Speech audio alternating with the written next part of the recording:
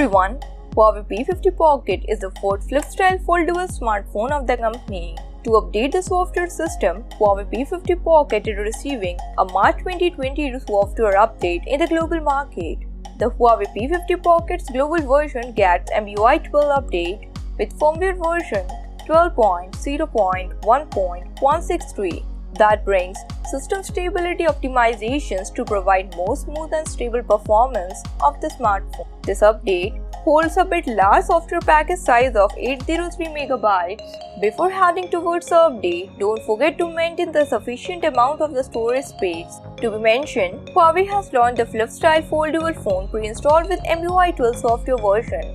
In the global market, stable EMUI 12 is expanding like fire and reaching to all eligible devices as scheduled. That's it for now. If you like this video, then give it a thumbs up, leave your thoughts in the comment section, and subscribe to our channel for more amazing content.